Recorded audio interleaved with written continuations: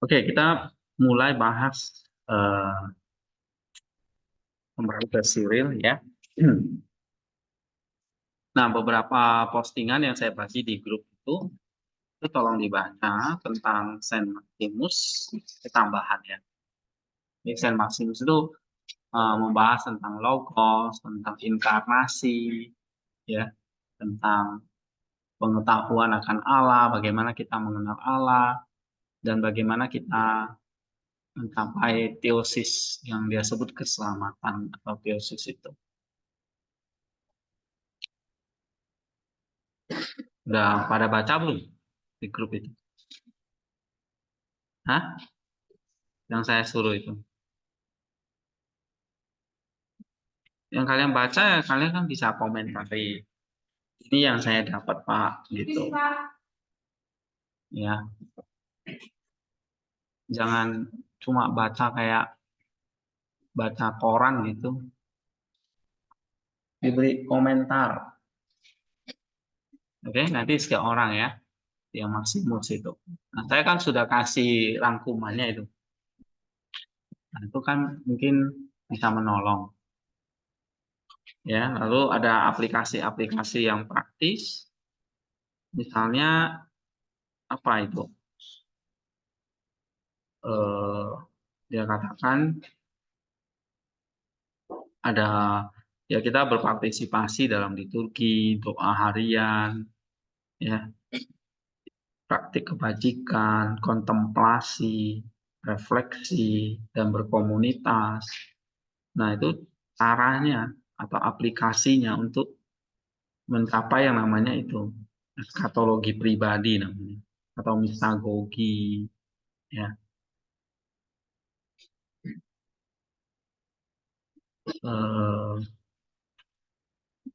Ya ini ada tentang misalnya tentang logos ya, yang telah menjadi manusia supaya manusia itu bisa ditinggikan.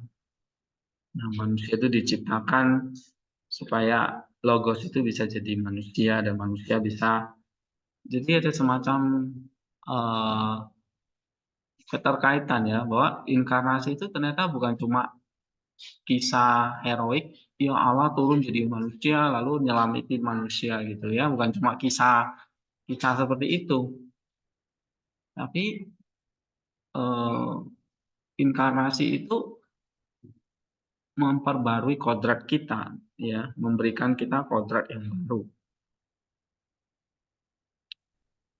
Nah, nanti kalian juga baca yang selain Maximus itu ada namanya judulnya itu inkarnasi, ya, penebusan, kebangkitan itu satu yang eh, ini ya, penyalipan, kebangkitan dan penebusan itu dari Florowski ya. Dia katakan kematian dan kebangkitan Kristus itu menekankan bahwa kematian Kristus adalah kematian yang sejati, namun kematian itu tidak dapat menahan dia dan seterusnya itu ya. Kekekalan tubuh Kristus waktu Kristus mati dan dikuburkan, tubuhnya mengalami kerusakan nggak sama sekali ya, karena masih terkait dengan jiwanya. Lalu ada kemenangan atas kematian, apa implikasinya dari kebangkitan universal. Lalu dia dan satu yang penting ada dua penyembuhan ya. Kalau inkarnasi itu penyembuhan kodrat, natur, ya Allah jadi manusia supaya dia bisa menyembuhkan kodrat atau natur manusia. Ya, kodrat atau natur manusia itu dibedakan ya antara kodrat natur itu sama ya. Kodrat atau natur itu istilah yang sama. Bedakan dengan hakikat atau esensi. Kalau natur itu sifat-sifat Allah yang kita masih bisa kenal, misalnya Allah itu kasih, itu kodrat, ya. Allah itu roh, itu kodrat, itu natur. Tapi kalau namanya esensi atau hakikat Allah, sesuatu yang kita nggak bisa kenali. Ya. Nah, itu yang di Maximus itu katakan tuh apofatik ya. Kalau apofatik berarti kita nggak bisa mengenal esensi ilahi. Allah itu seperti apa? Ya itu di luar nalar manusia. Nah ini kan sudah saya bahas di situ tentang apofatik ya, itu di poin A itu. Kita bisa tahunya karena ada wahyu aja. Kalau nggak ada wahyu ya kita nggak tahu apa-apa tentang Allah. Nah itu ada tentang natur ya. Nah kalau Yesus datang penyembuhannya menyembuhkan natur atau kodrat manusia. Jadi tanpa kecuali semua manusia yang mati dan bangkit bersama Kristus itu diselamatkan karena naturnya diselamatkan. Nah ada penyembuhan yang kedua namanya penyembuhan kehendak. Ini kata Florowski ya. Penyembuhan kehendak itu ya melalui sinergi antara kehendak kita dengan Roh Kudus, dengan anugerah. Itu penyembuhan kehendak. Dan itu ada di dalam kebebasan kita. Kalau penyembuhan kodrat, Allah jadi manusia, menyembuhkan kodrat manusia, nanti ya semua manusia itu dia kodrat itu ya berarti disembuhkan dan nggak ada yang bisa lawan itu. Ya, dan jika Allah itu bangkit, nanti semua manusia itu juga bangkit. Karena kodratnya yang dulu mati jadi bangkit. Itu berlaku untuk seluruh manusia. Manusia itu kodratnya sudah disembuhkan, itu ada kebangkitan. Nah, kita harus berpartisipasi di dalamnya supaya kita bangkit gitu. Ya, bangkit. Tapi orang yang nggak percaya juga bangkit nggak? Iya, bangkit. Ya, karena kodrat kebangkitan tadi. Ya, gitu. Nah, itu penyembuhan kodrat itu satu necessary ya, satu keharusan yang kita nggak bisa kontrol. Itu penyembuhan kodrat. Yang kedua ada penyembuhan eh, apa? Penyembuhan kehendak. Nah, inilah yang kita harus jalani di dunia ini. Penyembuhan kehendak itu artinya bagaimana kita menaklukkan kehendak kita di bawah kehendak Kristus. Itu penyembuhan kehendak namanya. Ya, nah nanti kalian bisa baca di artikel itu yang ada dua yang saya suruh ya, yang Maximus sama yang satu lagi tentang penyalipan, kebangkitan dan penebusan. Nah, yang dari Maximus itu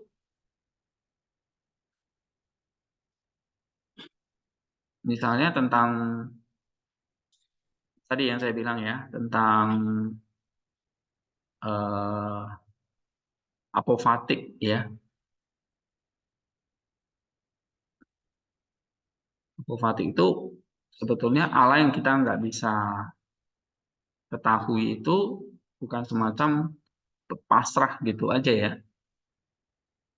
Karena kita menyadari bahwa Allah itu punya esensi, punya hakikat yang karena nggak ada seorang pun yang pernah melihat Allah kan selain Kristus. Itu esensi hakikat Allah yang misteri gitu. Ya. Tapi kita bisa mengenal Allah karena ada natur atau sifat-sifat Allah, kodrat Allah yang juga diwahyukan melalui Kristus. Ya, dan itu kita bisa pelajari. Misalnya Allah itu berinkarnasi, ya. Kita bisa pelajari tentang inkarnasinya. Ya. Nah, tapi teologi yang apofatik itu eh, teologi yang justru menuntut kita untuk hening gitu ya, merendahkan diri bahwa kita manusia yang punya pengetahuan yang terbatas gitu. Ya. Nah, itu di poin yang ini ya. Kalian bisa baca di sini.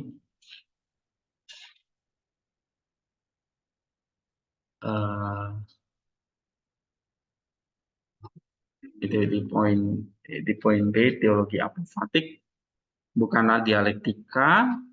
Kata tidak di dalam teologi ini menuntut keheningan total dan mengatasi pemikiran yang diucapkan. Ya. Pengetahuan tentang Allah dimulai dari besarnya perbuatannya dan tujuan akhirnya adalah melihat Allah. Sampai pengetahuan langsung tentang esensinya melalui ekstasi. Sehingga Maximus menekankan adanya ekstasi. Ekstasi itu kayak di luar kesadaran gitu ya. Jadi orang bisa mengenal Allah karena kerja dari roh dengan Roh Kudus. Itu namanya ekstasi. Jadi mengenalnya bukan dengan kognitif, tapi melalui roh dia. Oke, nah jalan menuju ekstasi ini untuk mengenal Allah yang sebetulnya kita nggak bisa kenali itu adalah dengan doa. Doa murni ya. Itulah sebabnya doa itu menghubungkan roh kita atau jiwa kita dengan Allah. Ya. Ekstasi itu bukan kesurupan, hilang kesadaran enggak ya. Tapi memang rohnya itu yang sudah berdoa buat bersama dengan Roh Kudus itu. Ya, mungkin kita nggak pernah mengalami ekstasi, tapi kayak Maximus itu ngalami, Paulus itu ngalami bahwa dia bisa diangkat ke surga tingkat 3. Itu maksudnya surga tingkat 3 itu bukan surga itu bertingkat-tingkat. Surga itu maksudnya itu ya alam yang tidak kelihatan. Ya, alam atau realm yang kan Allah menciptakan yang kelihatan dan tidak kelihatan ya. Itu seperti alam roh atau alam malaikat level ketiga. Level ketiga itu udah paling tinggi. Ya, paling bawah itu malaikat biasa, baru atasnya malaikat agung, ya, baru atasnya itu pemerintah-pemerintah, penguasa-penguasa, kerubim gitu ya. Nah, itu dia diangkat ke situ.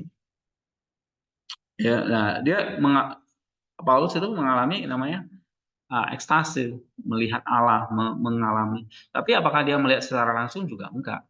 Karena ya nggak ada orang yang bisa melihat secara langsung, ya. Tapi nanti setelah teosis kita bisa mengalami itu. Nah, ini panjang banget ya kalau ya ini sekitar 40-an halaman lah ya kalau di Word. Ini ya.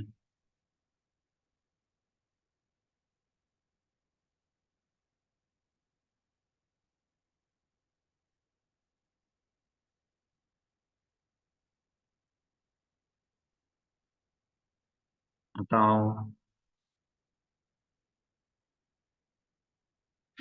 ini. Nah, ini poin yang kedua nih ya.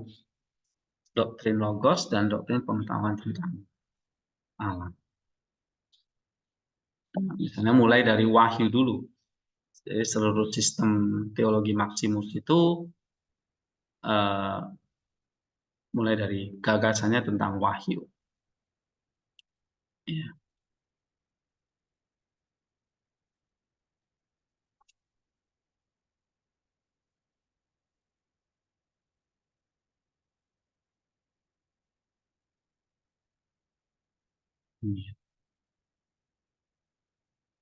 Nah, wahyu itu dia katakan apa di situ? Wahyu itu titik awal dari segala refleksi teologis, ya kan? Yang menandai permulaan keberadaan dunia. Ya, jadi seluruh alam semesta itu adalah wahyu dari Allah, di mana segala sesuatu adalah misterius dan simbolis. Dunia itu adalah wahyu dari logos.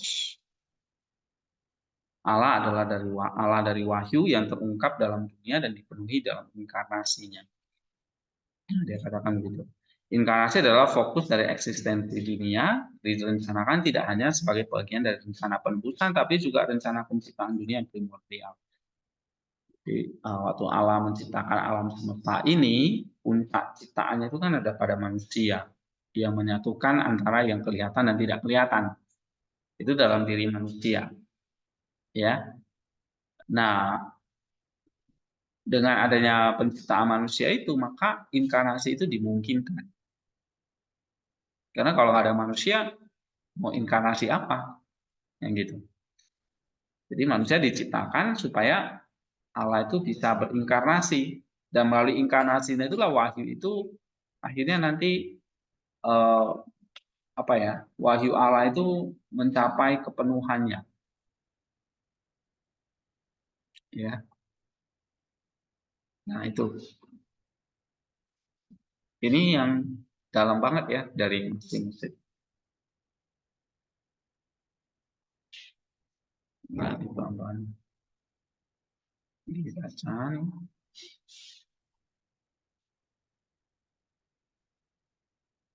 Um,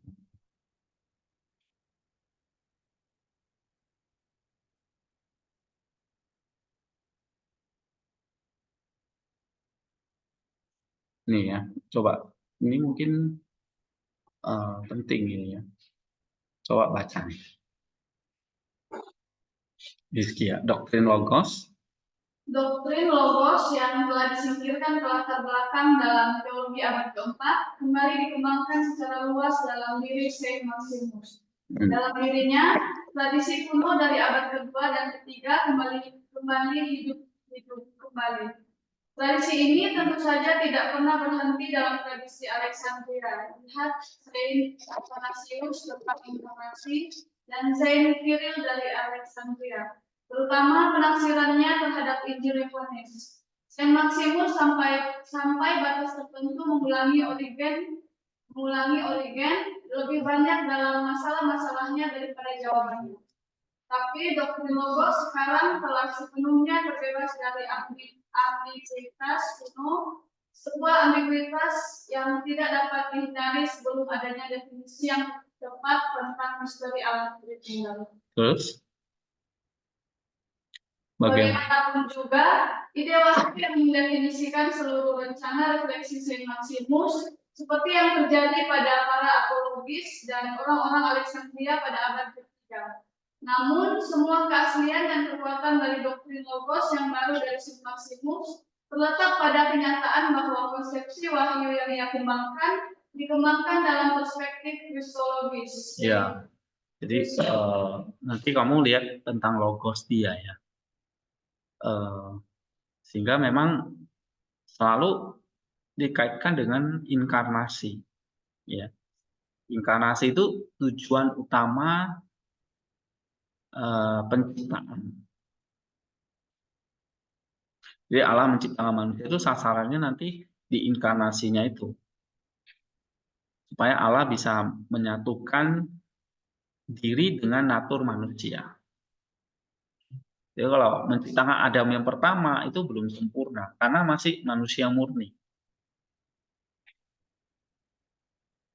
Nah, nanti ada Kristus, Adam kedua, itulah manusia yang sempurna.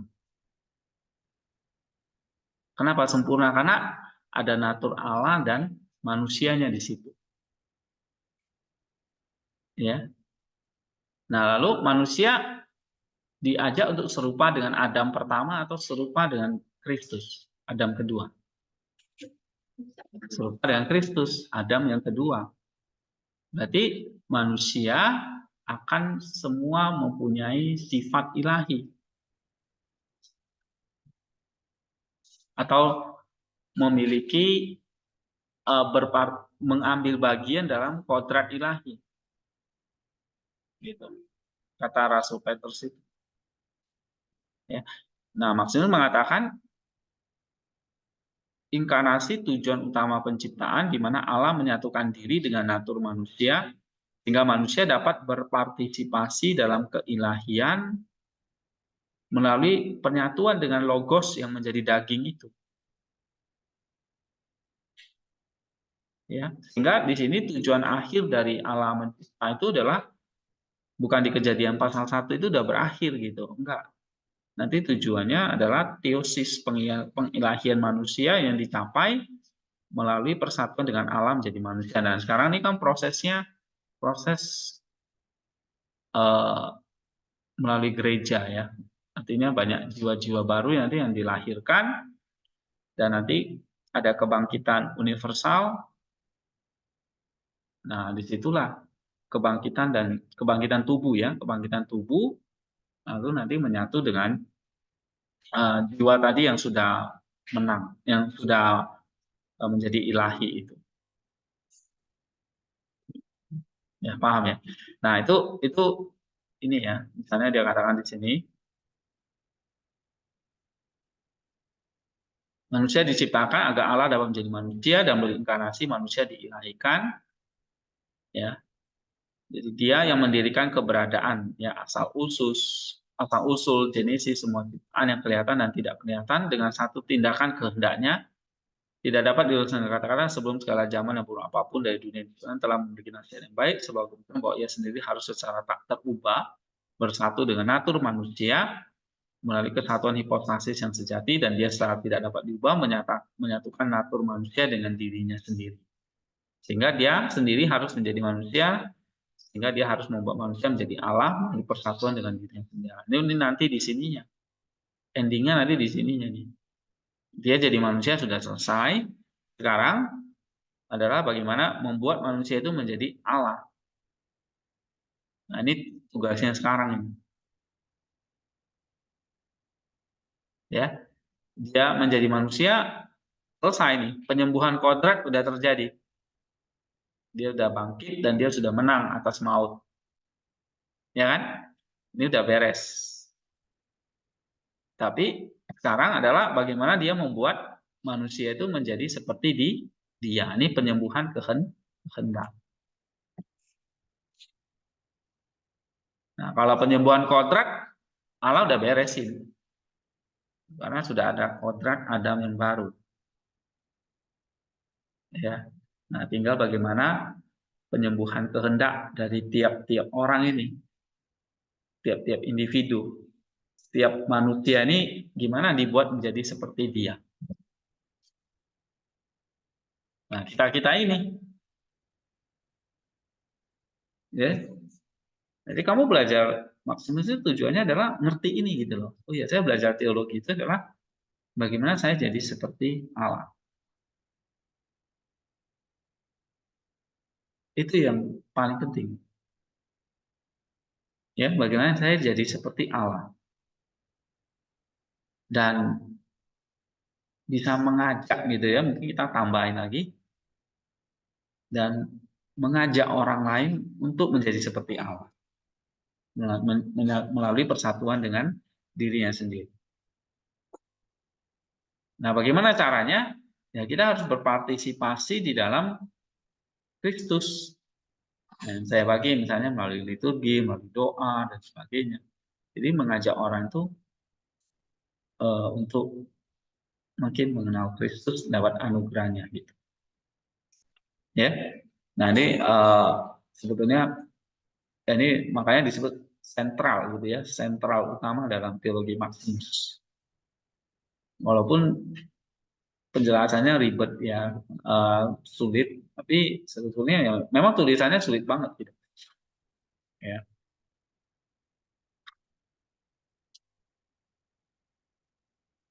Nah, coba baca lagi.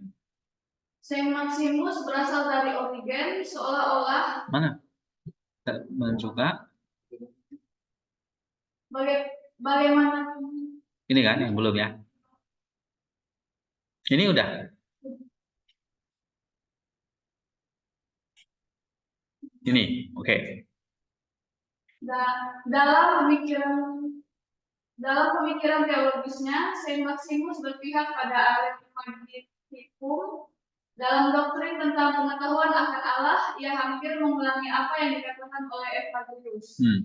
Dalam hakikatnya yang tak terbatas, dalam kepenuhan eksistensinya yang selalu berlimpah, Allah tidak dapat diakses oleh manusia dan semua ciptaan. Nah, itu berarti substansi yang dimaksud Allah itu adalah dalam hal esensinya, substansinya. Hakikatnya, nih. Jadi kalau saya pakai istilah hakikat, esensi, substansi itu sama. Tapi kalau saya pakai istilah natur atau kodrat, itu sama istilahnya. Tapi beda pengertian. Hakikatnya tak terbatas. Ya, eksistensinya selalu berlimpah. Allah tidak dapat dijangkau atau diakses oleh manusia dan semua kita, termasuk malaikat juga. Nah, ini yang muncullah namanya istilahnya apofatik. Teologi apofatik. Ya, kan saya ada bagi ya, sedikit ya. Dan itu jalan apofatik itu adalah jalan menuju ekstasi. Misteri. Nah, untuk mencapai itulah dibutuhkan doa yang murni, kata James. Oke, coba baca lagi. Ya. Pikiran yang diciptakan hanya memiliki akses ke pengetahuan tentang fakta bahwa Allah ada. Nah, pikiran kita atau knowledge kita hanya punya jangkauan sampai ke pengetahuannya saja. Karena itu ada, gitu aja kita bisa ngomong. Oke, terus? Dan ada sebagai penyebab pertama dari segala sesuatu yang telah diciptakan. Nah, itu ada pencipta. Terus? Dan pengetahuan tentang hakikat Allah sama sekali tidak dapat diakses. Substansinya ya, esensinya yang nggak bisa dijangkau. Terus? Kami percaya bahwa dia ada, tetapi sama sekali tidak berani menyelidiki apa hakikatnya seperti halnya pikiran iblis. Tentu saja tanpa hasil ya. Terus? Intelek yang diciptakan hanya layak menjadi saksi bagi Allah dalam penyangkalan.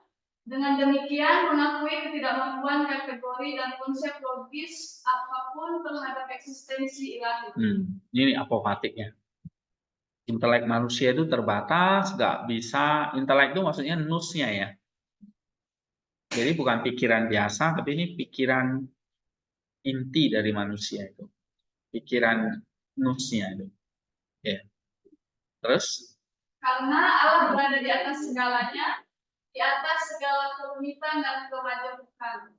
Namun pengetahuan tentang Allah dalam eksistensinya yang agung adalah mungkin, bukan dalam konsep-konsep rasio, tetapi dalam konsepsi supramental dalam ekstase. Ekstase itu dia tadi saya bilang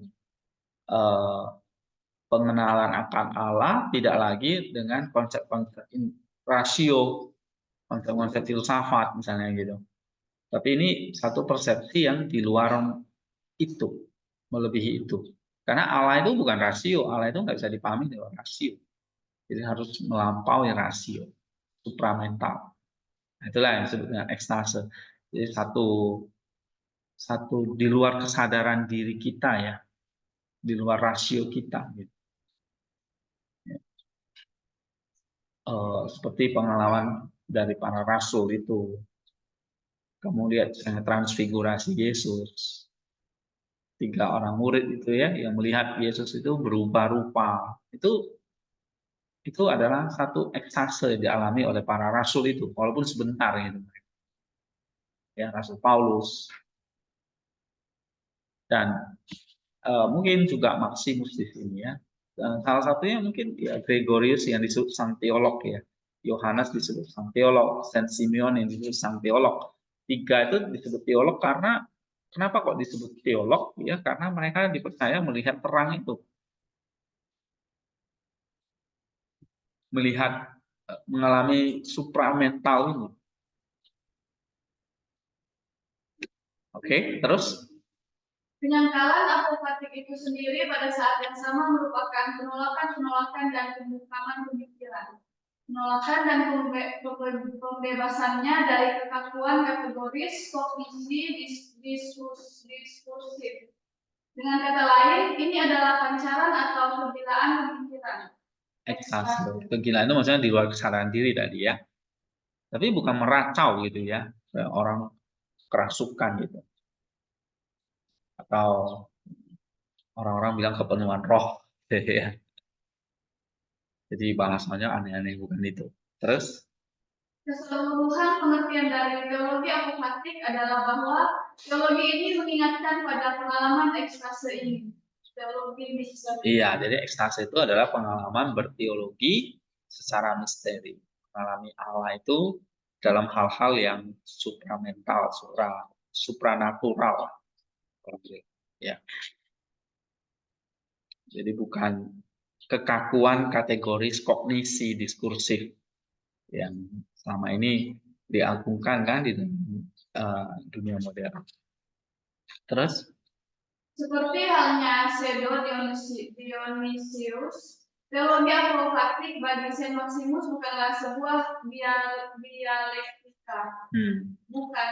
Ini berada di atas antitesis dialektika dan bahkan lebih tinggi dari tidak.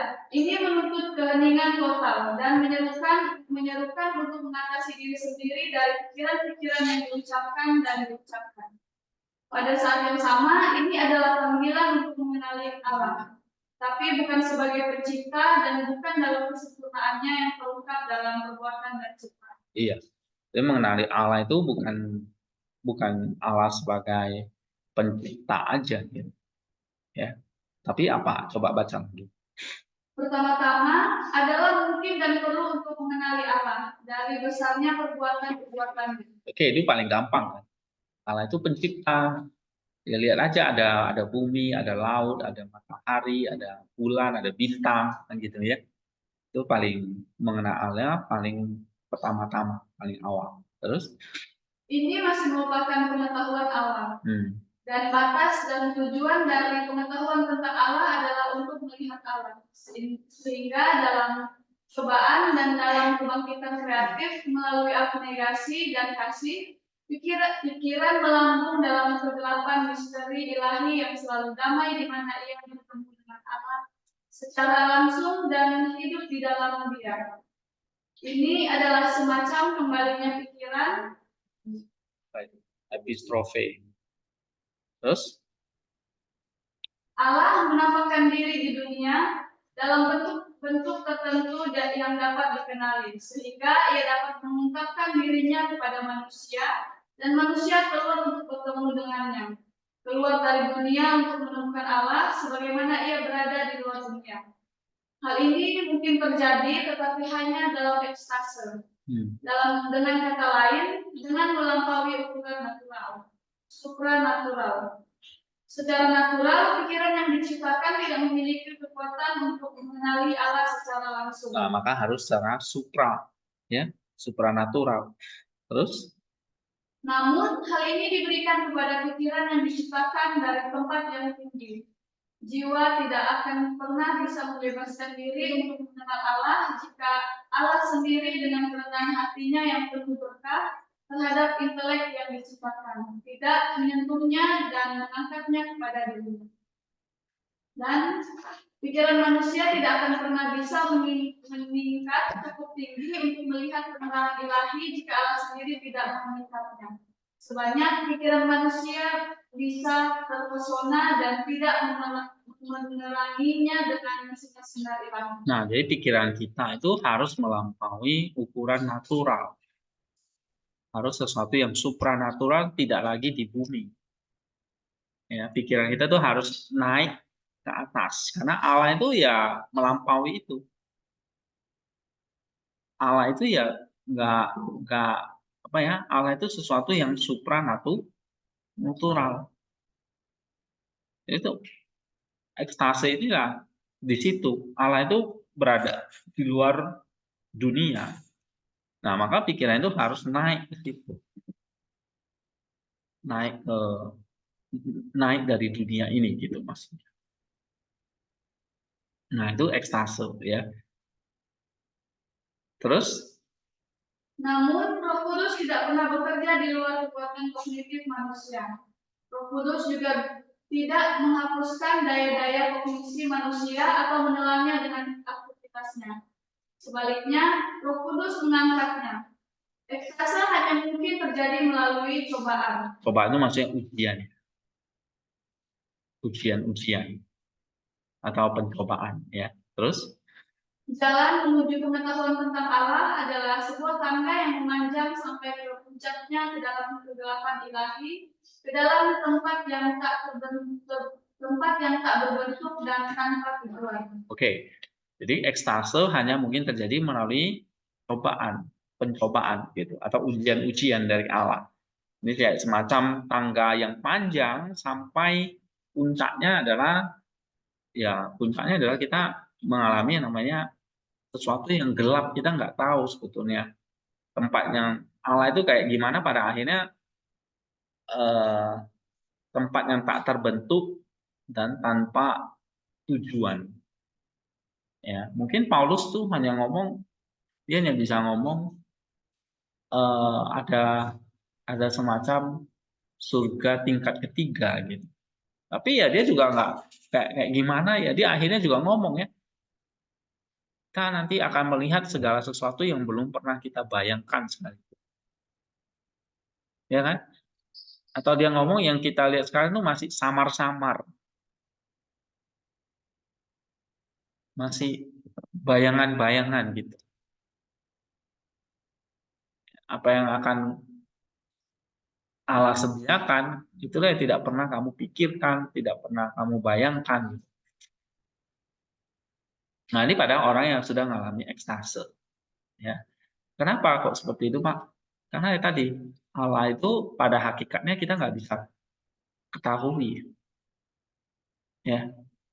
Nah, tetapi di sini eh, apa jalan menuju pengetahuan tentang Allah itu adalah seperti sebuah tangga ya yang memanjang, oke, dan kita mesti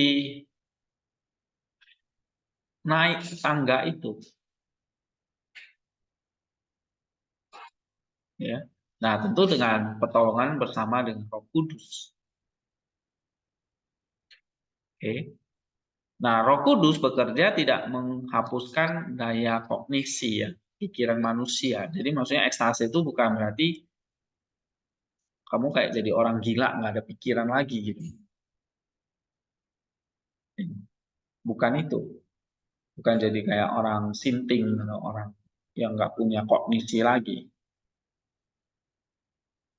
Nah, seperti apa nanti cobaan atau ini ya, coba baca lagi. Penting untuk secara bertahap melupakan segala sesuatu ya. Nah, itu pikirannya bukan lagi di sini hal-hal yang bersifat duniawi, gitu maksudnya ya. Terus? Seseorang harus melupakan semua ciptaan. Seseorang harus mengabstraksikan dirinya dari segala sesuatu yang diciptakan, bahkan sebagai sesuatu yang diciptakan oleh Allah. Seseorang harus memadamkan cintanya pada ciptaan. Jadi pikirannya bukan pada ciptaan lagi, pada hal-hal materi. Itu nggak bisa mengalami yang namanya pengenalan akan Allah. Karena Allah itu bukan ini, bukan materi ini gitu. Itu maksud dia. Terus? Meskipun ciptaan itu memang diciptakan oleh Allah. Dalam misteri kasih, pikiran menjadi buta terhadap segala sesuatu selain Allah. Ketika pikiran naik kepada Allah melalui daya tarik kasih, pikiran tidak melihat dirinya sendiri atau apapun yang ada. Diperangi oleh cahaya ilahi yang tak terukur, ia tidak dapat melihat segala sesuatu yang diciptakan. Seperti halnya pandangan indera tidak dapat melihat bintang-bintang karena cahaya matahari. Berbahagialah orang yang terus-menerus menikmati keindahan ilahi sambil melewatkan semua ciptaan. Iya. Jadi Maximus menganjurkan kita pikirannya itu jangan tertawan lagi dengan hal-hal yang sifatnya sementara atau cipta. Ya, terus ini adalah pelepasan, bukan hanya pengalihan perhatian. Maka kenapa ada orang yang hidup sangat untuk mengenali Allah itu hidup melepaskan segala sesuatu yang duniawi. Ya. Kamu bisa lihat misalnya konsep kehidupan Buddhism, ya, Judaism. Mereka tuh semua ada konsep-konsep pelepasannya. Ya. Nah, dalam kekristenan apalagi? Ya karena Allah yang misteri itu hanya bisa dipahami kalau kita meninggalkan, ya, secara bertahap meninggalkan segala sesuatu gitu. Nah, itu yang tadi yang dimaksud tangga tadi. Jadi makin lama kamu makin mengenal Allah, kamu akan makin meninggalkan hal-hal yang dunia. Bukan makin gila dengan harta, makin gila dengan hal-hal yang di dunia, tapi makin nah itu maksudnya ya. Maka itu adalah namanya pelepasan. Nah, seperti transformasi dari sang pengenal itu sendiri ya. Terus ekstase. Ekstase adalah pertemuan langsung dengan Allah. Dan karena itu pengetahuan tentang hakikatnya. Pada saat yang sama itu adalah pengilahian pikiran, transformasi dari elemen pikiran. Roh Kudus menyelimuti seluruh jiwa dan seolah-olah mengubah bentuk atau mengubahnya. Ini adalah keadaan adopsi yang bermanfaat dan jiwa dibawa ke kesatuan keberadaan Bapa yang tersembunyi. Nah, ini ekstase itu akhirnya yang kata Rasul Paulus, bukan aku lagi yang berdoa, tetapi rohku yang atau jiwaku yang berdoa. Artinya Roh Kudus sudah menyelimuti seluruh jiwanya. Ya, dan seolah mengubah bentuk atau mengubahnya. Nah, inilah dimana ekstase itu pertemuan langsung dengan Allah, dan karena itu pengetahuan tentang hakikatnya. Oke, terus baca lagi. Di dalam hati yang murni, Allah menuliskan huruf-hurufnya melalui roh seperti yang pernah dilakukannya pada roh Kudus. Nah, itu kan, jadi kalau kita dikatakan itu kita adalah surat Kristus, surat itu berarti kan kita kayak kertas ya, yang ditulis sama seperti Allah menuliskan roh pada batu itu, hukum Taurat itu. Nah, sekarang Roh Kudus itu nulisnya di dalam hati kita. Maka dikatakan kita tuh adalah seperti surat Kristus. Ya, terus pikiran Kristus menetap di dalam orang-orang kudus, bukan dengan merampas kekuatan mental kita sendiri dan bukan dengan secara pribadi atau secara hakikat kita tempatkan, tapi dengan menerangi kekuatan pikiran kita dengan kualitasnya dan dengan membawa aktivitasnya ke dalam kesatuan dengan dirinya sendiri. Lihat di bawah ini tentang menjadi seperti Kristus dan penyelesaian mistika Kristus ke dalam jiwa-jiwa manusia. Yang diterangi berhasil berbaring dengan Kleria, Logos di rumah harta karun misteri. Ini adalah tahap tertinggi dan terakhir. Batas dan tujuan pengilahian dalam inkarnasi Logos dan dalam pengetahuan yang dipertahankan oleh pikiran manusia dalam Kristus melalui persatuan hipostatik. Ya, ini teosis ini ya. Terus, tetapi ini juga merupakan kembalinya kepada yang pertama, kepada permulaan. Dalam kehidupan ini hanya sedikit orang yang diizinkan untuk mencapai ketinggian misteri ini. Nah, ekstase ini dialami oleh siapa ini? Misalnya orang-orang kudus dan para pelihat itu kayak nabi ya. Misalnya Musa, para rasul di Gunung Transfigurasi itu, Rasul Paulus, ketika ia dibawa ke surga ketiga. Nah, itu orang-orang yang mengalami namanya apa? Ekstase. Mencicipi itu sebentar mereka. Ya, walaupun mereka mati gitu ya. Nanti mereka akan tunggu kebangkitan. Tapi itu nanti finalnya, tahap tertingginya di mana?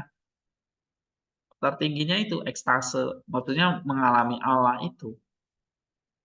Seperti yang Yesus katakan, aku di dalam kamu, kamu di dalam aku. Itu dia. Nah, itu kalimat Yohanes ini misteri banget kan. Bapa, aku dan kami gitu ya, akan diam bersama-sama dengan kamu. Atau aku di dalam kamu, kamu di dalam aku. Nah, itulah yang disebut ekstase. Ada persatuan hipostatik. Aku di dalam Kristus. Kristus di dalam aku. Jadi saling mendiami.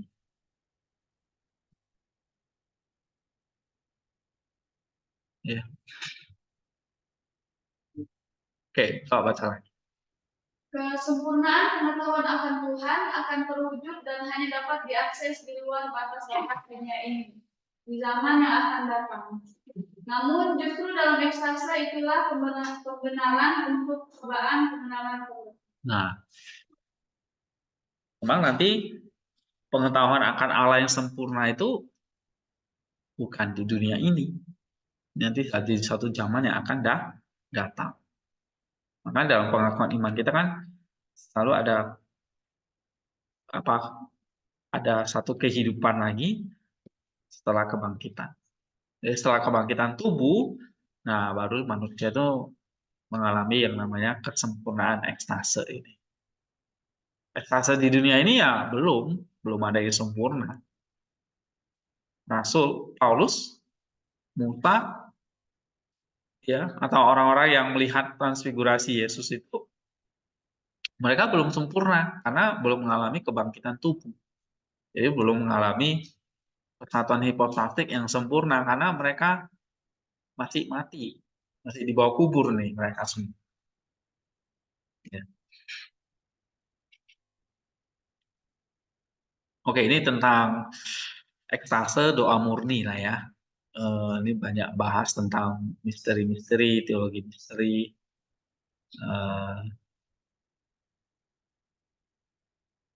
Coba kita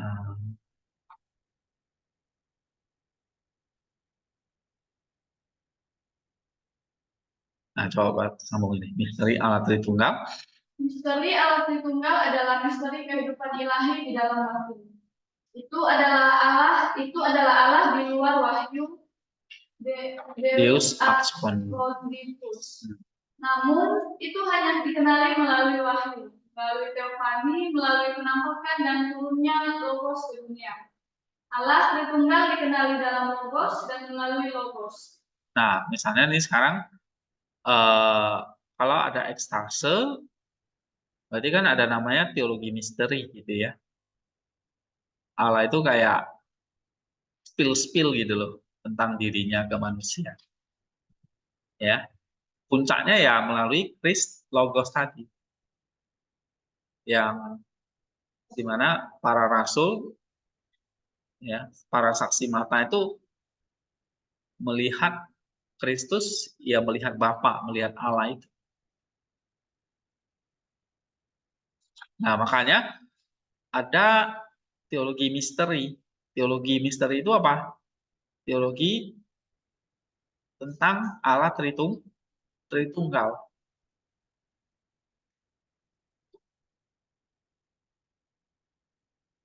Ya, tentang Allah Tritunggal. Nah, Allah Tritunggal itu hanya bisa dikenali di dalam logos firman maksudnya ya, dan melalui logos tentang firman itu. Coba baca lagi.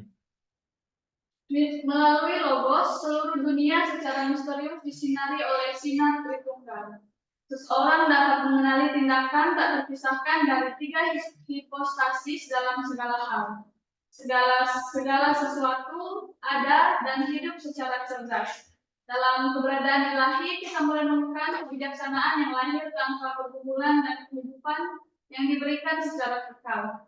Dengan demikian, kesatuan ilahi terungkap sebagai Tritunggal, monad trihipostatik.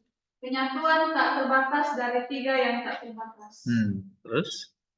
Ini bukan satu di dalam yang lain, dan bukan satu dan yang lain, dan bukan satu di atas yang lain. Tapi Tritunggal juga sekaligus merupakan kesatuan. Allah sepenuhnya adalah Tritunggal tanpa pencampuran. Hal ini menghilangkan keterbatasan politeisme Helenis dan kegersangan monoteisme Yahudi yang condong kepada semacam ateisme. Oke, jadi Tritunggal itu bukan politeisme dan juga bukan monoteisme ala Yahudi gitu. Ya. Ini dia bahas tentang Tritunggal, saya kira nggak usah. Tapi kalau kita skip, kalian jadi nggak bisa ikuti ya. Tentang logos itu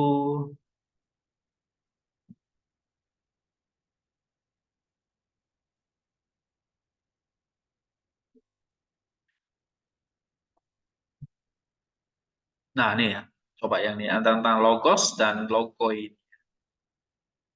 Atau mungkin sederhananya adalah Allah yang tadi yang tanpa batas itu ya. Nah, sekarang dia nih ya.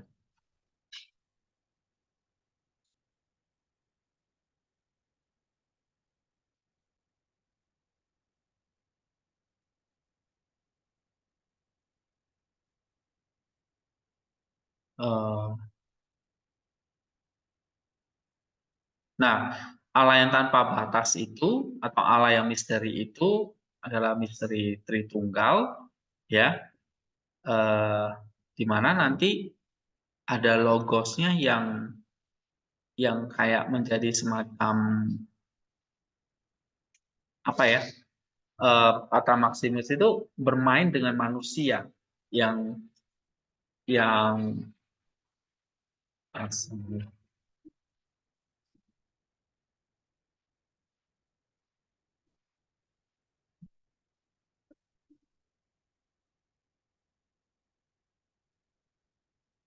nih ya, coba nih baca ini deh. Misteri Tritunggal berada di luar pengetahuan.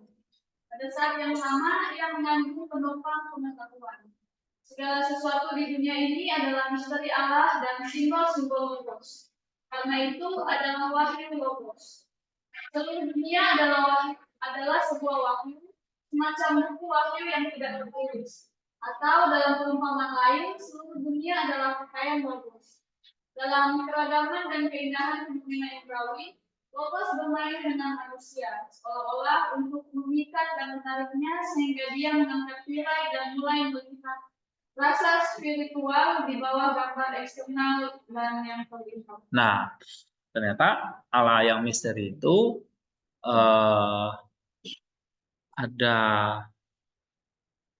ada logos yang menciptakan dunia ini, sehingga dunia ini seperti pakaian logos, ya. Dan logos ini dikatakan bermain dengan manusia. Jadi seolah memikat, menariknya. Maka kalau di Ibrani 1 itu kan dikatakan tadi yang saya bilang ya, Allah itu spill-nya dikit-dikit sampai nanti logos itu jadi manusia. Nah, maka manusia itu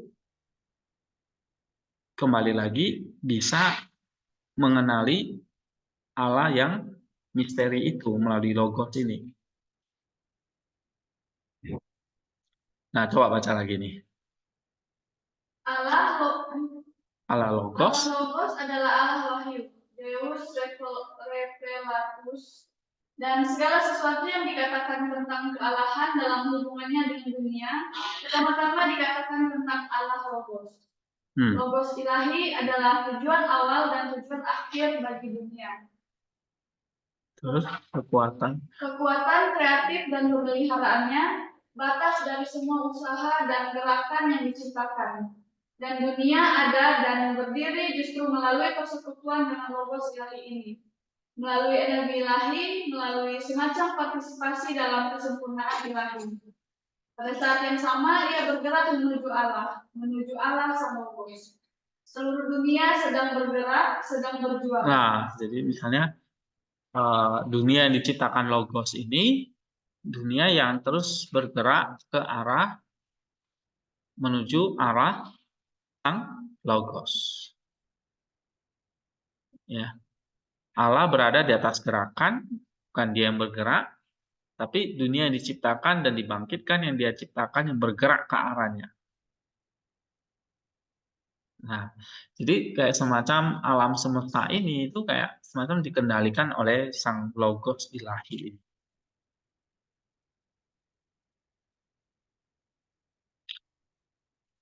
Sama kayak kamu buat bola, lalu kamu main-main dengan bola itu, kamu tendang, kamu pukul, kamu dribble gitu ya.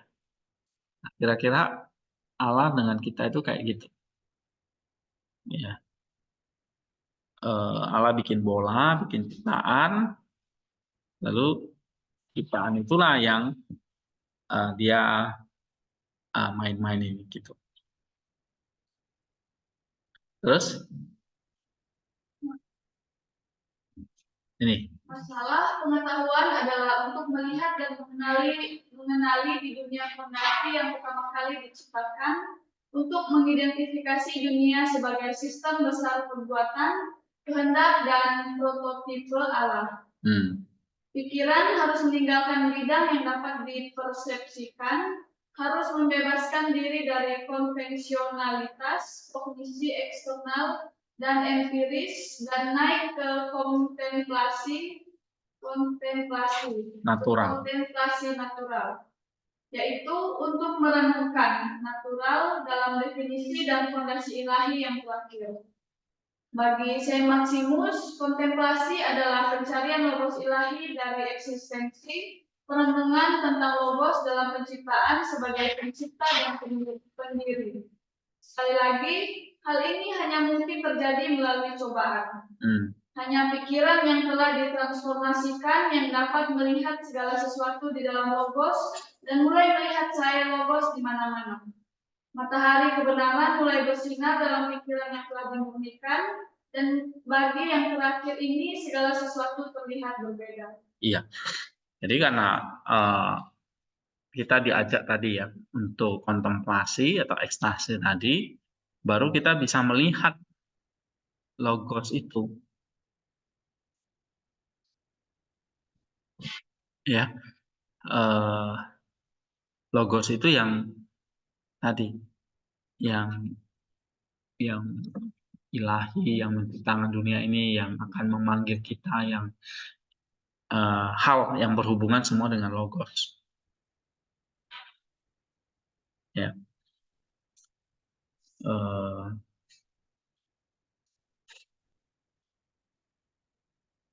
Nah, logos itu nanti kalau kalian belajar lagi ada namanya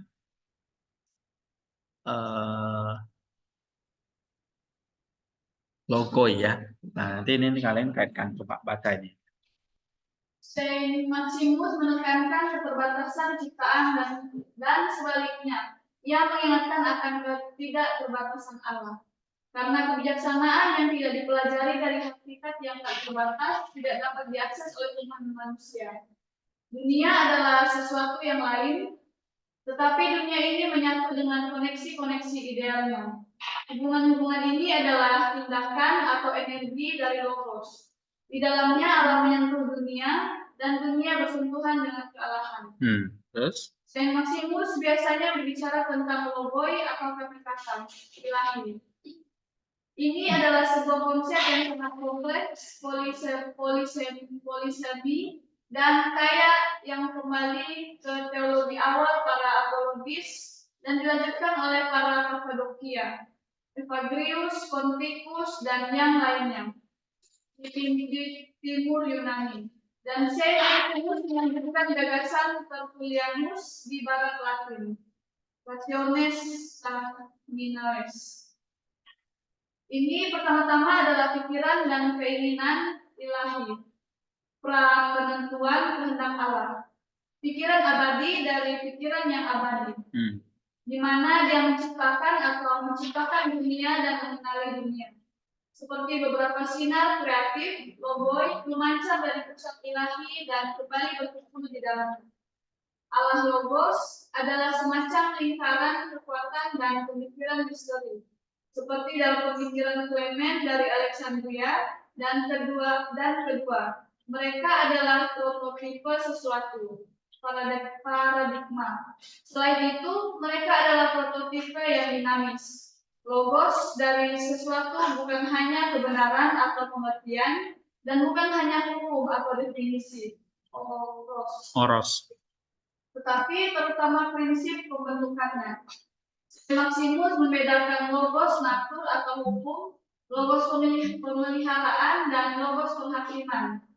Dengan demikian, segala sesuatu dan segala sesuatu diambil dari asal-usulnya hingga penyelesaian prosesnya. Ya, jadi dunia ini ada karena logos ini terus bekerja melalui logoi-logoinya. Ya, jadi ada konsep logos dan logoi atau kata-katanya. Jadi sang firman adalah logosnya Allah, firmannya Allah. Nah, sang logos ini berkata-kata juga. Itulah yang disebut dengan logoi, ya, kata-kata ilahi dari sang logos. Nah, kata-kata ilahi dari sang logos inilah yang menopang segala sesuatu di dunia. Ya, menopang segala sesuatu yang di dunia ini. Ini konsep logos dan logo ini memang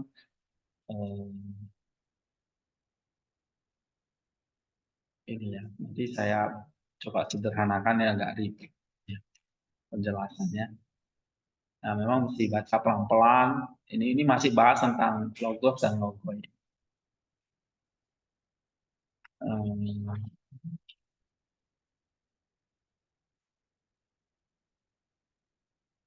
Ini kan di penciptaan di sini ya, logos dan logoi. Nah, nanti logos dan logo ini turun ya. Dalam penciptaan itu, dalam logos itu sekarang logos itu turun berinkarnasi. Ya. Misalnya kalau di sini logos di sini mempertahankan eksistensi penciptaan, lalu pada saatnya ala logos ini turun menjadi manusia.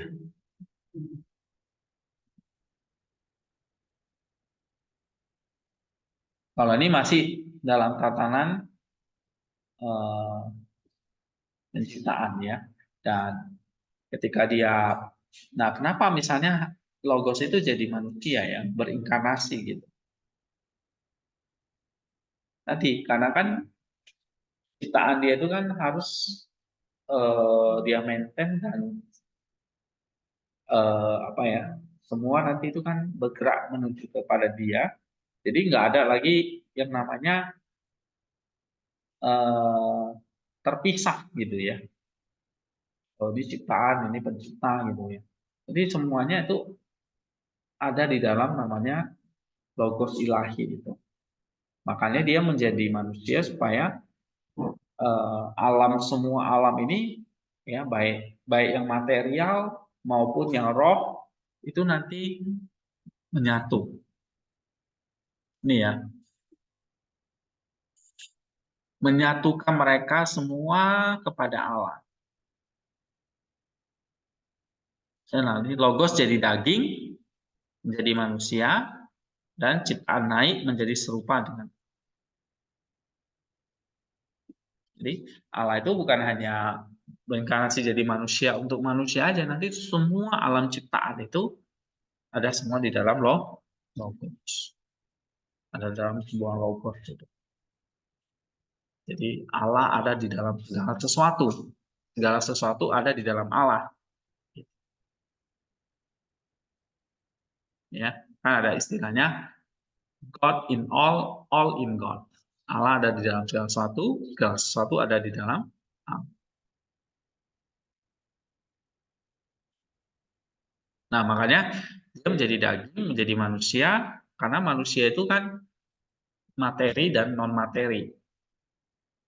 Nah, kalau dia menyempurnakan dua-dua itu nanti baik yang materi dan non-materi itu semua menjadi ya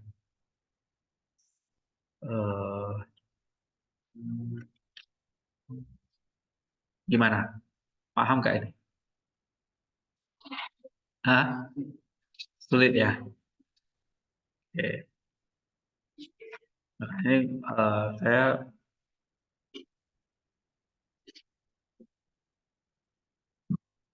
ya konsep logosnya itu memang ininya. Tapi pentingnya di sini adalah simpelnya adalah apa ya? Apa kayak ilustrasi apa? Saya belum kepikiran ya. Logos dan logo itu. Ini mungkin saya pernah bahas logos dan logoi di buku ini loh yang saya kasih. Mungkin penjelasan yang ini lebih mudah ditangkap kali ya. Di mana ya?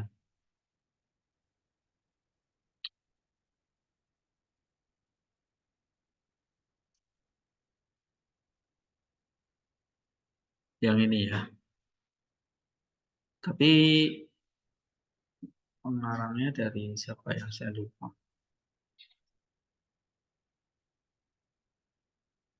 Halaman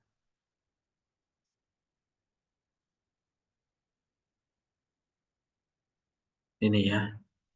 Logos dan logoi ada kan? Halaman 282.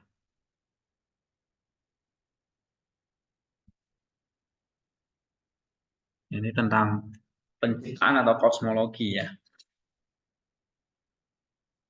Nah, ini bisa baca ini juga. Tentang logos dan logoi. Ini kosmologinya Maximus ya. Sehingga Allah itu bekerja bukan hanya dalam kosmologi, maka nanti di sini dia juga mana? Dia turun jadi manusia di sini. Sehingga tadi yang saya awal dibilang ya, Allah jadi manusia itu bukan sekedar nyelamatin manusia aja gitu, tapi menyelamatin ciptaannya juga, kosmologinya, penciptaan alam semestanya, dia selamatin juga. Ya.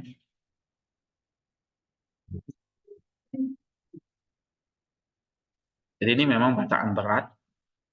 Ibarat makan ini bukan susu lagi, tapi apa ya? Nah, Raymond, berat ya. Jadi kamu minum susu doang. Coba baca, Raymond. Nih, tentang logos dan logoi. Nah, ini mungkin lebih gampang, pembahasannya ini. Ini dari buku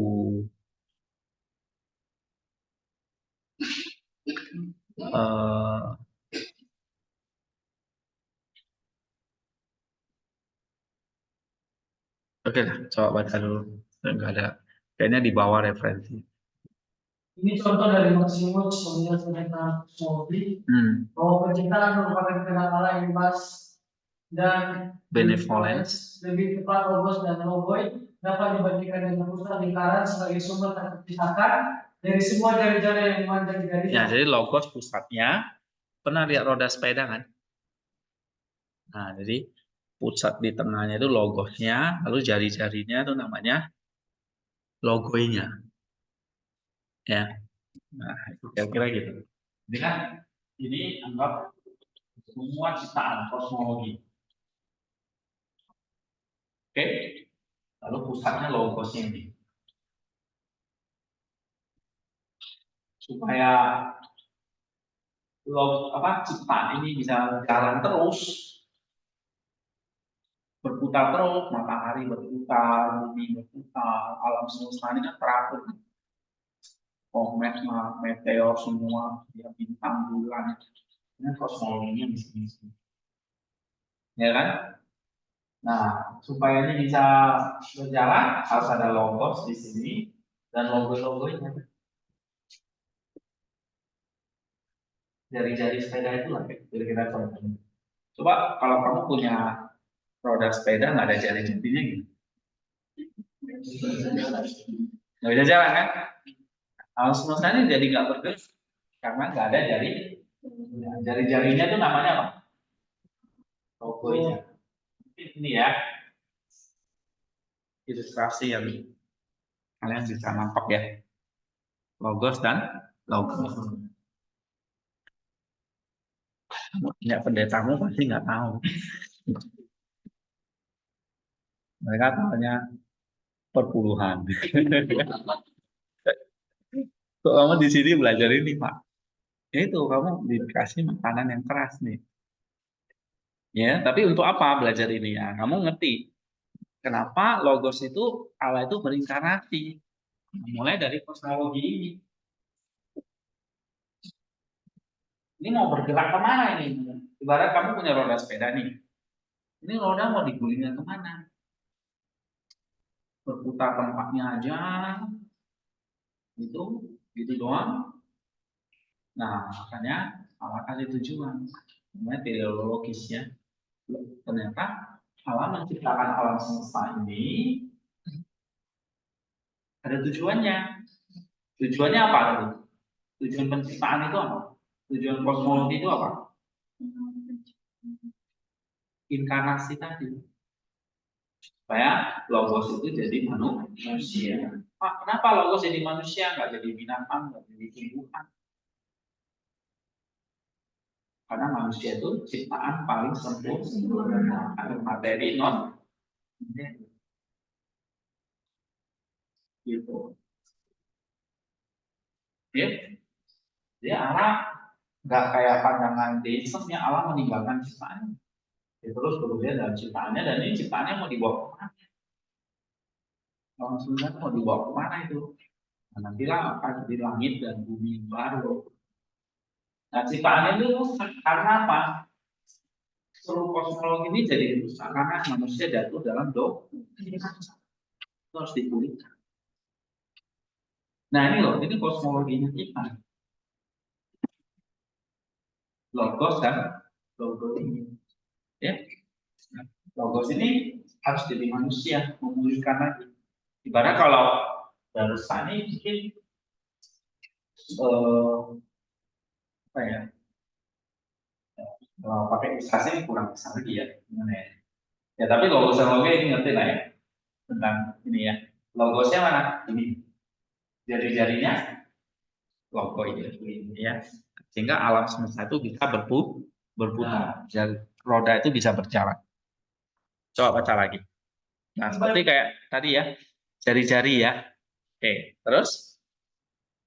Membandingkan ini menunjukkan bahwa prinsip-prinsip makhluk ciptaan atau logo yang terpusat pada logos, dan bahwa logos adalah pusat pemersatu seluruh ciptaan, karena hubungan antara logos atau firman pencipta dan logo yang diciptakan. Ya. Kata Maximus, melalui kontemplasi dalam roh, orang percaya dimampukan untuk melihat logos dalam logo penciptaan. Iya. Dalam bahasa Kitabiah, perumpamaan Tuhan Yesus tentang biji sawit, Maximus mengatakan bahwa logo bertengger seperti bukit cabang-cabang dari pohon logos yang besar. Oleh karena itu, mereka yang berada dalam persekutuan dengan Kristus dimampukan untuk melihat logo dunia. Iya, terus? Makhluk-makhluk yang berbeda dalam terang dari hubungan integral mereka dengan sang logos. Ya, jadi kalau sang logos itu berkata, jadilah burung. Nah, burung itu jadi logo. Logo itu jadi burung. Ngerti maksudnya? Ya. Terus? Melalui persepsi tentang dunia berdasarkan logos dan logo ini, Maximus menyoroti bahwa Allah bermaksud menciptakan dunia makhluk yang berbeda, bahwa mereka disatukan melalui hubungannya dengan logos, dan bahwa alam yang diciptakan itu dinamis atau energi berdasarkan sifatnya dan hubungannya dengan sang pencipta. Sehingga sang logos itu tidak pernah lepas dari logo di dalam ciptaan. Dia selalu tinggal di dalam seluruh ciptaannya. Logo yang berasal dari logos seperti pancaran sinar matahari berasal dari matahari logos menjadi pusaran dari seluruh logo. Iya, jadi seluruh ciptaan ini adalah logonya Allah. Ya, ini kan dari seluruh ciptaannya ini. Kalau seperti inilah ya kosmologinya. Ini semua dipenuhi oleh jari-jari tadi. Jari-jari ini.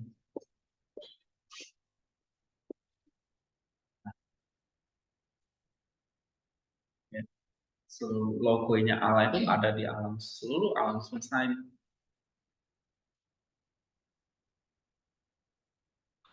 Maka logos tidak pernah lepas dari logo. Misalnya makanya kalau kita membunuh sama itu kayak membunuh logo ya. Karena logo berasal dari logos seperti pancaran pancaran sinar matahari berasal dari matahari. Mataharinya ini. Pancarannya inilah seluruh ciptaannya. Ya. Terus? Sehingga ini menjadi semacam rencana keselamatan manusia juga, di mana manusia mesti mengerti dengan logos itu. Sebab kita ini adalah logo yang berasal dari logos, sehingga kita bisa mengerti sekarang mengapa Yesus itu mengatakan aku di dalam Dia dan Dia di dalam aku. Nah, itu dia. Di dalam banyak teks di Yohanes. Jadi kamu ngerti gak? Aku di dalam Kristus, Kristus di dalam aku. Kok bisa gitu? Karena kita ada logonya dari logos itu. Jadi kita adalah pancaran sinar mataharinya.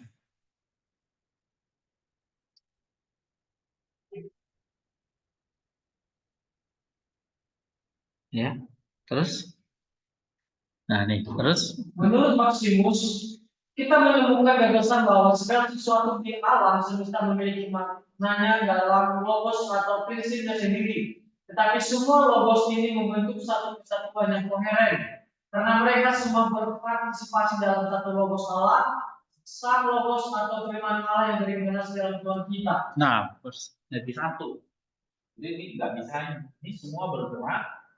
Tadi yang atur ini apa? Ini yang sang logosnya. Ya, nah itu maksudnya. Jadi semua logos ini, semua logo ini membentuk satu kesatuan yang koheren, satu kesatuan. Terus,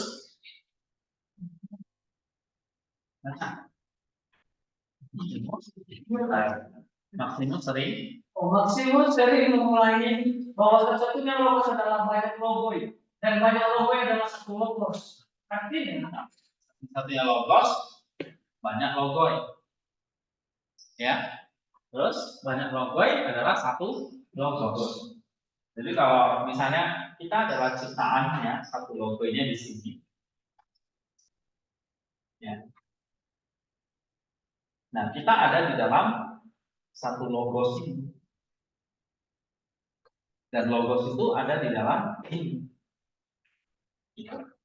Terus artinya bahwa makna alam semesta dapat ditemukan di dalam Kristus.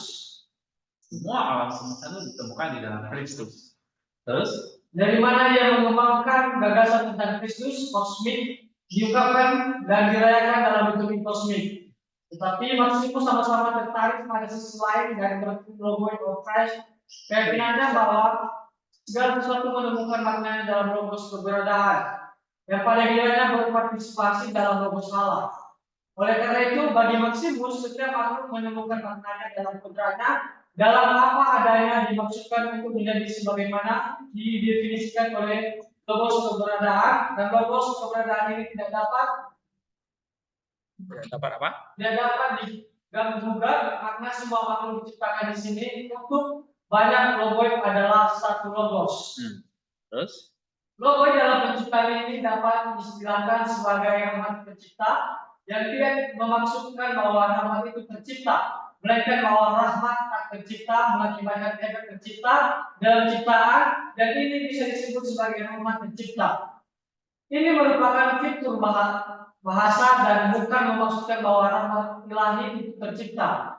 Rahmat atau energi ilahi harusnya tak tercipta, karena energi harus sebagaimana kodrat. Seperti jika kita melihat riak air di permukaan kolam, hasil dampaknya lemparan batu, kita mengatakan itu batu, tanpa memaksudkannya sama sekali bahwa air adalah batu. Atau seperti jika kita memelihara koretan di dinding hasil seseorang, dan kita berkata itu si Anu, tanpa memaksudkannya sama sekali bahwa bekas grafik pensil pada dinding adalah si Anu. Iya, saya kayak kamu gambar orang di dinding. Oh, itu Raymond. Oh, bukan, itu dinding. Ya, tapi maksudnya itu seperti itu. Kita mengatakan ciptaannya, kamu tuh Kristus. Ya, maksudnya bukan Kristus itunya, tapi refleksinya Kristus. Ya. Maka semua alam ciptaan ini itu memancarkan kita, karena semua ciptaan itu memancarkan semua kemuliaan alam, pancaran alam gitu. Jadi kalau kita melihat sesama kita, ini adalah pancaran kemuliaan Kristus, logonya Kristus itu, manusia itu. Ya, nah itu apa dikatakan rahmat yang tercipta, anugerah rahmat itu. Terus baca lagi. Dalam arti ini kita bisa seperti mengatakan rahmat tercipta, tapi hanya dalam tanda kutip. Dan ini pun merupakan pembahasan yang tidak berguna sama sekali. Dan rahmat tercipta jelas sama sekali tidak bisa diteologikan sehingga menyatakan bahwa rahmat itu tercipta. Nah, maksudnya rahmat itu tercipta ya kayak kita ini, yang ciptaan ini adalah berasal dari pancaran sang rahmat. Ilustrasinya mungkin matahari ya. Matahari itu logosnya, kita sangat pancarannya. Nah, yang disebut kemuliaan Allah itu yang manusia adalah pancaran kemuliaan Allah. Ya sinarnya, ada matahari, ada logosnya. Lalu matahari itu kan bersinar kan, bercahaya kan, pancarannya kan. Nah, itulah ciptaannya. Jadi ciptaannya itu pancaran kemuliaan dia. Kemuliaan itu maksudnya terang dia. Gitu. Jadi manusia itu adalah pancaran terang kemuliaan Allah. Teknologinya. Terus hubungan antara logai ciptaan dan Allah ini bukan bersifat kodrati maupun hipostatik, mereka bersifat energetik, atau tepatnya merupakan efek dari energinya. Semua logo yaitu arche atau awal dan telos atau tujuan, semua masing-masing ciptaan atau menurut kodratnya sendiri itu ada dalam Allah dan kekal. Namun semua logo ciptaan itu bukan Allah, sebab semua ciptaan itu sebenarnya berada di dalam Allah, dalam kekal, dan ruang waktu itu sendiri berada dalam kekal dalam Allah. Ya, jadi semua logoi, ya, arche dan telos punya peranan masing-masing. Jadi kayak macam kayak jari-jari ini semuanya punya peranannya masing-masing. Ya, mempertahankan kosmologi.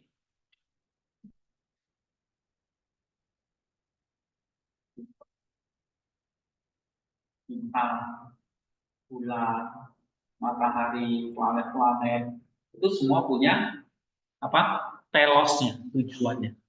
Manusia gitu.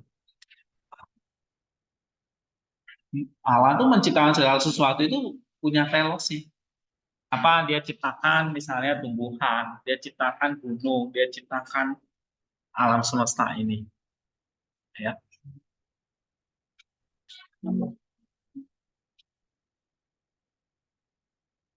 Nah, sebetulnya topik yang penting yang kedua ini ya tentang ini ya. Setelah penciptaan, ternyata sang pencipta itu masuk ke dalam ciptaan. Nah, ternyata ini kosmologi ini mau bergerak kemana ya tadi kan saya bilang. Nah, ternyata Allah menciptakan ini semua supaya sang logos itu bisa jadi manusia.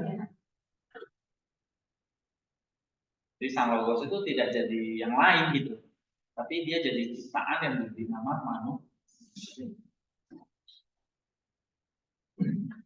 Ya, makhluk yang hidup itu kan ada tumbuhan, ada hewan, ada manusia dan malaikat roh. Ya kan, 4 ini. Nah, dia pilih jadi manusia. Bukan jadi tumbuhan, bukan jadi binatang, bukan jadi malaikat, dia jadi manusia. Nah, sang logos. Ya. Kenapa dia jadi manusia? Untuk apa? Supaya dia membawa ciptaan itu kepada tujuannya. Tujuannya apa dong? Kamu baca dong nanti di sini. Tujuannya apa alam menciptakan alam semesta ini? Alam semesta ya, ini bukan cuma manusia dong. Tujuannya apa? Alam semesta ini adalah nanti menyatu di dalam Kristus. Kembali lagi, logosnya itu ciptaan di dalam logos di dalam ciptaan. Nah, jadi kalau kita bisa simpulkan kalimatnya kira-kira gini. Ciptaan ada di dalam logos di dalam ciptaan. Pada endingnya akhirnya itu. Maka Paulus, Petrus semua yang ngomong lain ada langit dan bumi yang baru. Langit itu ya kosmologinya. Kosmos itu artinya langit. Bumi yang baru, maksudnya manusia yang baru. Seperti apa langit dan bumi yang baru? Kita nggak tahu juga. Seperti apa? Apakah bumi di sini? Kita nggak tahu. Jelas ada langit dan bumi yang baru. Ya, bisa jadi tetap bumi ini, cuma sudah yang baru. Yang nggak ada lagi perang, nggak ada lagi bencana dan kemiskinan, ya. Nah, itu nanti belajar di eskatologi namanya. Langit dan bumi yang baru, kalau nggak salah di sini kan juga dibahas ya.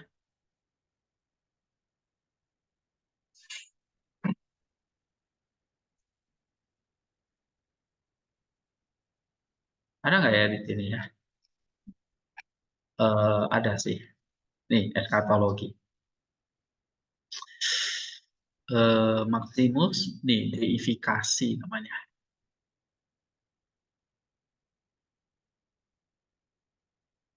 Tentang eskatologi. Nah ini ya. Jadi membahas tentang langit dan bumi. Ada eskatologi individu, manusia, tapi juga ada nanti eskatologi alam semesta, transfigurasi dunia.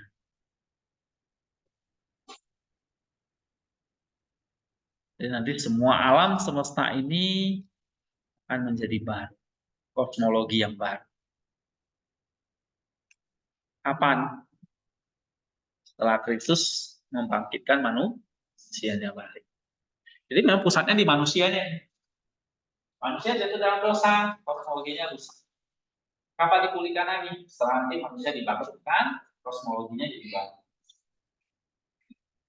Gitu. Ya.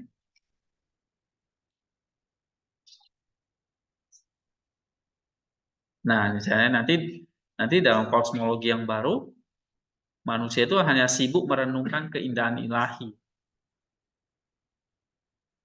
Dalam kondisi keheranan yang tak henti-hentinya.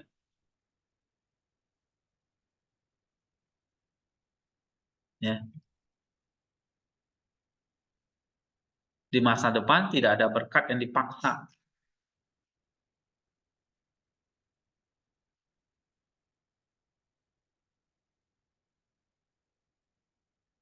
Jadi penyatuan terakhir umat manusia dengan Allah.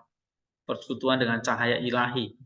Pemulihan serta pengilahian semua kodrat manusia semuanya terjadi di kerajaan. Nah, ini dari Gregorius ya. Oke.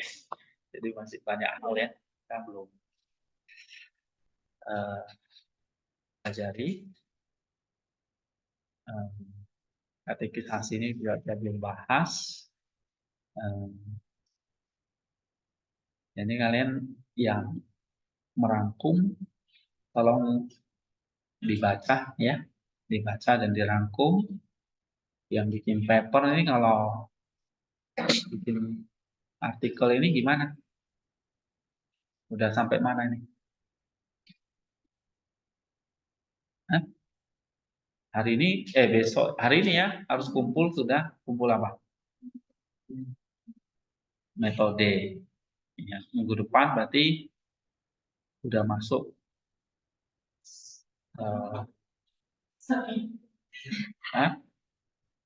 nanti submitnya pas ujian. Bukan selesainya. Ujiannya tanggal berapa? Udah lihat jadwalnya belum?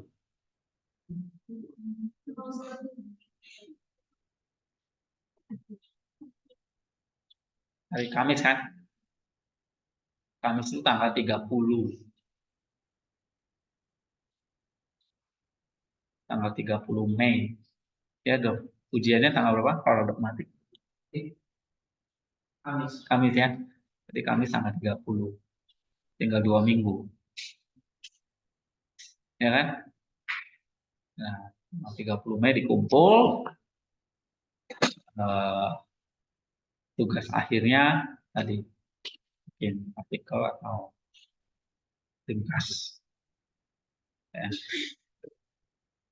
Nah, tapi saya ngajak kalian juga baca-baca ya. Karena di kelas nggak bisa mengajarkan semua ini. Nah, saya udah kasih ini dong. Ya kan? Ini saya kasih free loh. Kalau enggak, saya suruh bayar ya. Kalau yang nggak baca, tolong bayar. Ya ini harganya berapa ini ya? Kalau saya jual. Kemarin tuh ada yang fotokopi, kasih saya 500.000. Fotokopi ini kirim ke Bogor. Lumayan. Kalau kasih kalian malah nggak dapat apa-apa saya.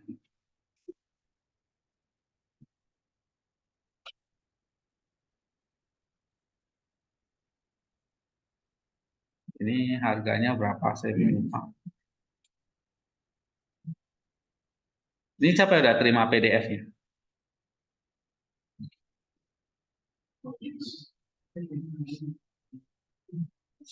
Iya.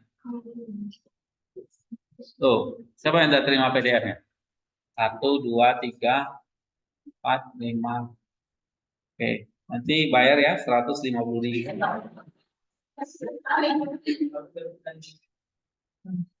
Iya, ini yang lengkap punya nih, 1000 halaman nih. Ya, atau 400.000 hard copy-nya.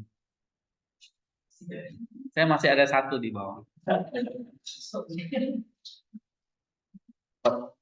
Iya, stok saya. Tapi bayar 400.000. Nah, ini artinya di sini kalian bisa belajar tentang alat tritunggal, inkarnasi, tentang beberapa doktrin Maximus ya. Memang ya saya suka banget dengan Maximus ini. Ya, dia bahas tentang logos, jiwa, gambar rupa manusia, kejatuhan manusia. Tadi ini kan logos-logos ini kan penciptaan. Lalu nanti lebih khusus lagi tentang manusia nih, jiwa dan roh tubuh. Ya, tentang manusia. Lalu manusia jatuh, lalu ada penyelamatan, inkarnasi, dan kesempurnaan nanti deifikasi. Nah, kosmologi yang jatuh itu nanti semua diilahikan. Namanya apa? Deifikasi. Jadi yang diilahikan itu bukan cuma manusia, tapi semua binatang, tumbuhan, gitu. Ya, nanti ada dinosaurus, binatang-binatang yang sudah punah itu bangkit, iya, mungkin. Karena kosmologi itu, misalnya kayak dinosaurus kan sudah punah ya kan, tapi yang punah itu kan logonya. Apakah logo itu punah? Gampang, nanti logonya tinggal dibangkitkan sama logos. Anggap ini jari-jarinya patah gitu, ya kan? Nanti sama logos pulihkan aja pasang. Jadi tidak ada binatang nanti yang akan punah. Nanti ada dinosaurus, macam-macam semua. Tumbuhan juga, manusia juga. Nah, cuma memang ada polemik adalah bagaimana dengan setan, manusia yang jahat. Kosmologinya mereka di mana? Ada dalam satu yang namanya kerajaan maut.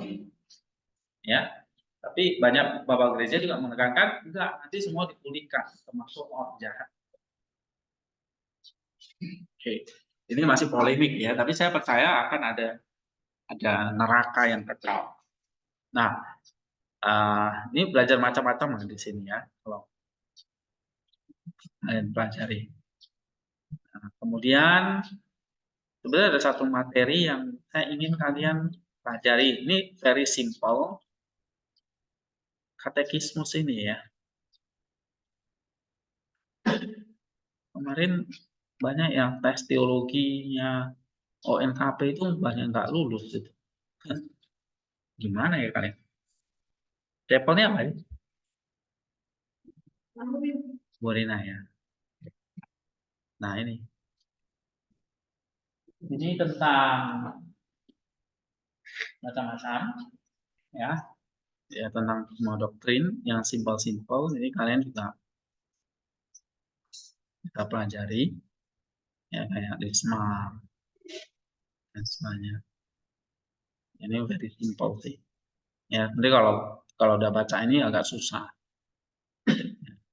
Tapi kalau baca katekisasi gini harusnya bisa ya.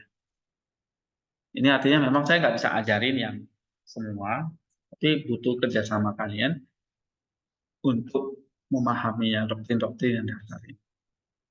Ya. Jadi nanti saya akan kasih bukunya yang ini. Untuk semester depan kita masih yang ikut dogma. Siapa yang udah selesai dogmanya? Masih ada dogma nggak semester depan? Ini kalian ambil dogma berapa? Dogma 5 terakhir ya. Ya, berarti masih ada kelasnya honor. Tapi ya jangan bangga, dogma udah akhir, kamu udah ngerti apa? Nah, Raymond. Itu loh teman-teman ditanyain yang tes ONKP kemarin, tes teologinya nggak lolos, ya kan? Berapa orang itu? 8 ini. 6 orang nggak lolos teologinya. 6 orang yang lolos. 8-nya enggak. Ditanyain maim artinya apa? Nggak tahu. Susah ya hidup ini. Tes teologi, udah belajar teologi. Tidak lolos. Mbak. Iya. Nah, ini di Raymond ini ya. Baca ya buku ini. Supaya doktrin-doktrinnya itu dipahami. Minimal inilah. Kalian baca katekisasinya ya. Ini kan tentang pengakuan iman Nisea yang ini. Nih. Ini doktrin tentang Allah Bapa, Kristus, keselamatan, Roh Kudus, sampai akhir zaman itu solid kita. Tolong. Ya. Ini udah mau akhir semester, tinggal 1 minggu. Minggu depan kita masuk akhir Selasa ya. Nah, selesaikan yang Siril, kita baca 100 halaman. Malam ya. Ya, ini kan udah 103, berarti udah 50% ini. Ada 200 halaman. Udah sampai halaman 100. Tinggal 100 halaman. Selasa depan kita coba selesaikan. Atau nggak selesai, kalian baca sendiri. Ya, please. Dan belajar juga dari grup-grup yang saya share, dibaca. Ya. Karena memang yang saya ngajar sistematik itu nggak berurutan ya. Nggak kayak di Reform, Allah, Alkitab, Roh Kudus, Kristus, gereja, khusus gereja gitu. Saya campur aduk gitu loh soalnya. Ya. Tapi ini sudah sistematis kalau ini kalian belajar. Ya. Tapi kalau di kelas kadang-kadang masuk sini, masuk situ gitu. Ya. Kan bingung mungkin ya. Nah, tetapi kalau ada buku-bukunya kayak gini kalian baca. Terus ini juga ya, yang ini. Nah, ini menolong sih. Atau ini paling gampang, paling simple. Ini udah sistematik ya sama ini. Ini sebetulnya juga cuma agak sulit aja. Yang ini aja yang real sama katekismus dunia. Oke, kita cek dulu, kita selesai. Ya, silakan. Terima kasih.